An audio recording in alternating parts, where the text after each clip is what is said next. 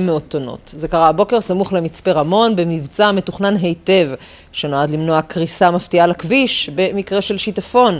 לינור אללוף עם התמונות. דקה לפיצוץ. מסות 1, 2, דקה לפיצוץ. תהיו מוכנים? עדי, תתחילי ספירה לאחור.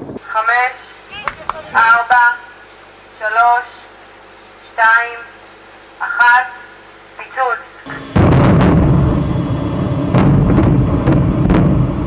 לרגע הזה, 7 שניות בדיוק אורכו, התכוננו כולם חודשים ארוכים. נראה לי שהוא נשאר לעמוד, אבל לא? אני לא יודע. זה הזמן להאמר, חבר'ה. את הסלע, במשקל 800 טונות שניצב בגובה 40 מטרים במכתש רמון כבר אלפי שנים, החליטה החברה הלאומית לדרכים להסיר בגלל סכנת התמוטטות אפשרית. הגשמים האחרונים הרחיבו את הסדק שנפער בין המצוק לסלע, ואף אחד לא רצה לקחת סיכון.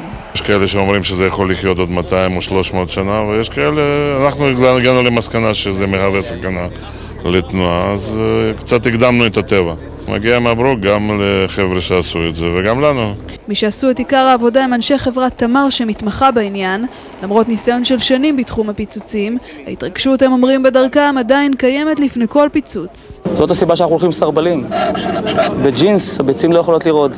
בגלל מיקומו של הסלע מעל כביש 40, ומתוך ניסיון להימנע מפגיעה משמעותית בסביבה, הופעל פיצוץ מבוקר והדרגתי מבטן האדמה. הסיבה שהפיצוץ הזה הוא מורכב, מכיוון שבהפעלה של חומר נפץ יש תופעות לוואי כמו עדף אוויר וזעזועי קרקע. המצוק הזה עדין, רגיש ורופף, ולכן אנחנו מפעילים מטענים רבים של חומר נפץ בהשיות, בהרבה מטענים קטנים שיגזרו את הבולדר הזה מלמטה כלפי מעלה.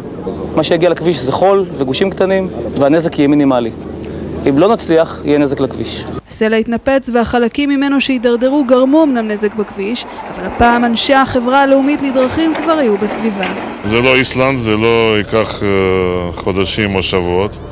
עוד 2-3 אנחנו נוכל לנוע שם בחופשיות.